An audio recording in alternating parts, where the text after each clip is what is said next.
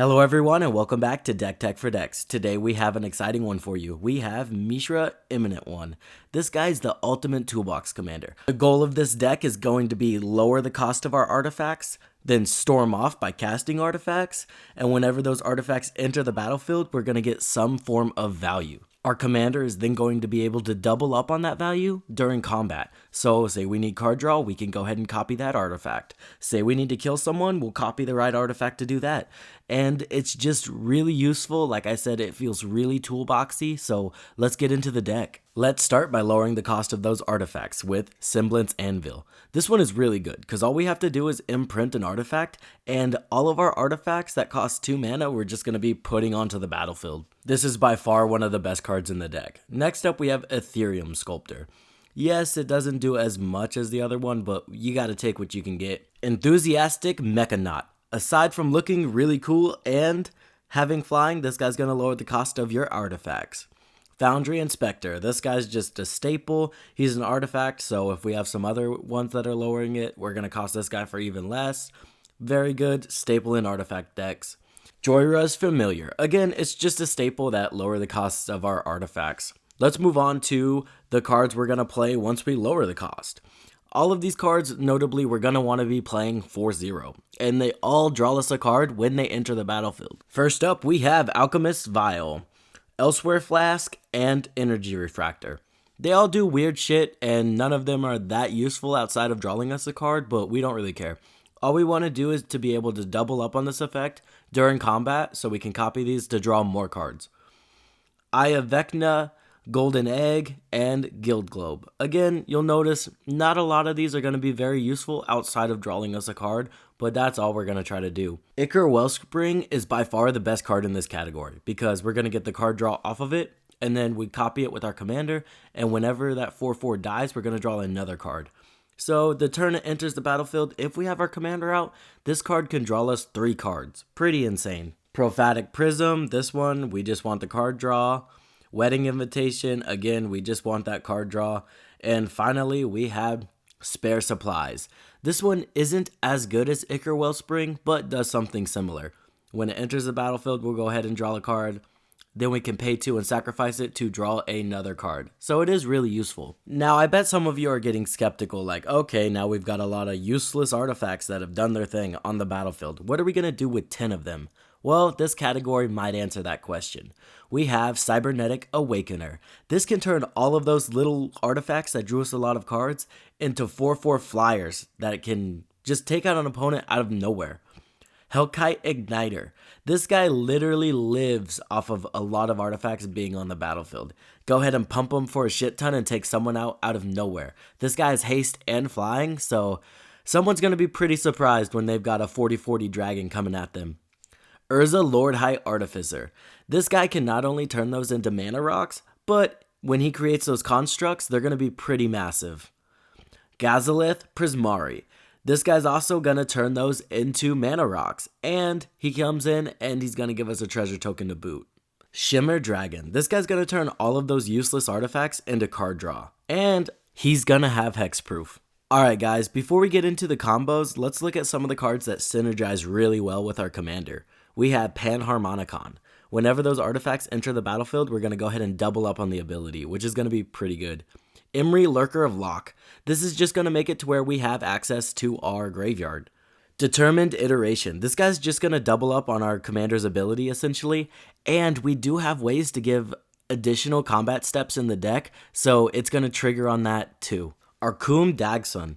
We're going to have to sacrifice those artifacts anyway, so just being able to search one up and put one onto the battlefield when we do that is incredibly broken in this deck. This guy's an all-star. Strionic Resonator. Again, this is just going to double up on our commander's ability. Efficient Construction. Not only is this going to double up on the artifacts on the board, but we're going to be able to double up on those payoffs we get from having artifacts on the board too. And they're just 1/1 flyers that can get in for some damage. Finally, we have Marionette Master. This girl puts in work in the deck, because not only can this end the game when we go infinite, but just having this girl on the board makes you a huge threat and is going to do a ton of damage throughout the game. Alright guys, you've been waiting long enough. Let's talk about the combos in this deck. Now, some of them are generic, but generic means they're good. Let's start off with one of the ones that are a little more fun in the deck. We have Helm of the Host and Bloodthirster.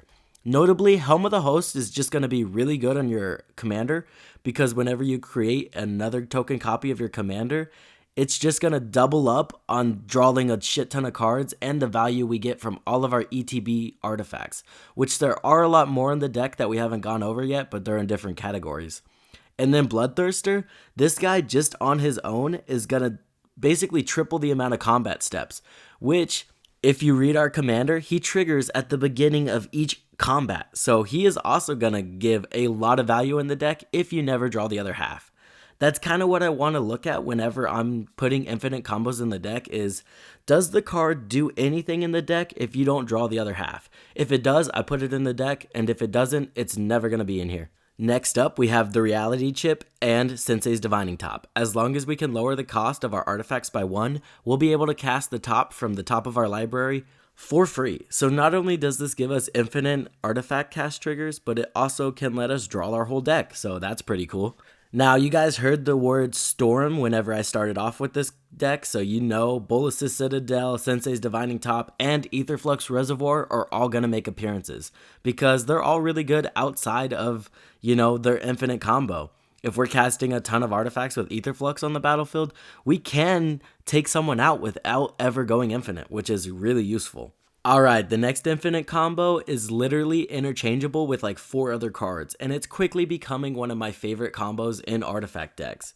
We have Mirror Retriever, Scrap Trawler, Workshop Assistant, and Junk Diver. Now, as long as we can lower the cost of these by 1 and have Krark Clan Ironworks on the battlefield, we can go ahead and loop these guys infinitely through our hand into our graveyard, getting a ton of value while we're doing it.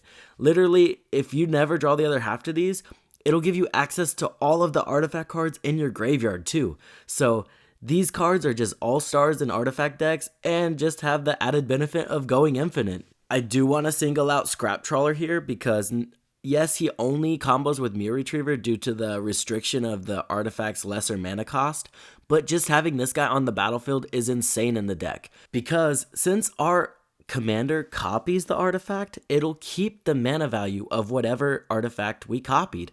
So whenever that artifact gets sacrificed at the end of combat, we'll be able to bring an artifact of lesser mana cost from our graveyard to the battlefield. So this guy's really amazing.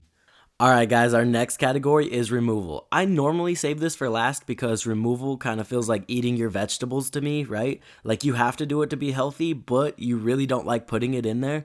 But as mentioned previously, this guy has some pretty cool tech, so let's get into it. We have Contagion Engine. Slap this bad boy on the battlefield, go ahead and make a couple token copies of him and watch everybody's board shrink to oblivion.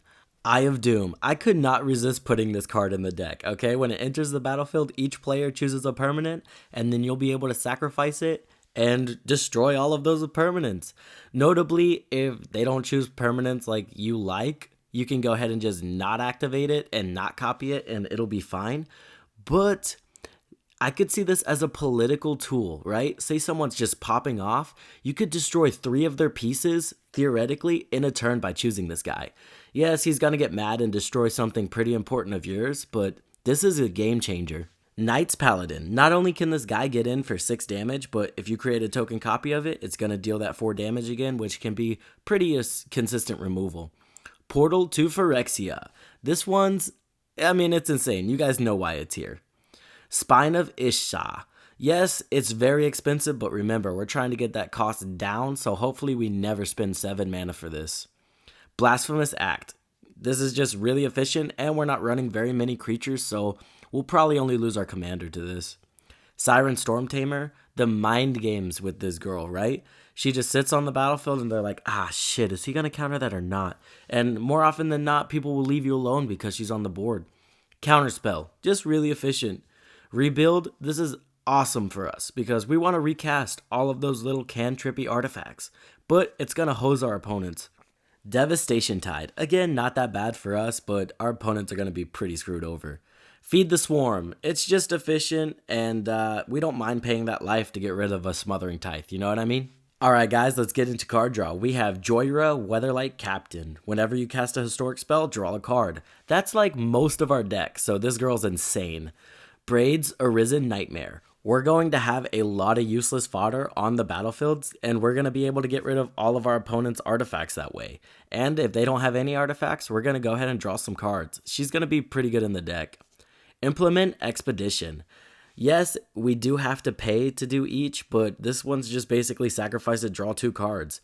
And we can copy it, so that's going to be really good with our commander.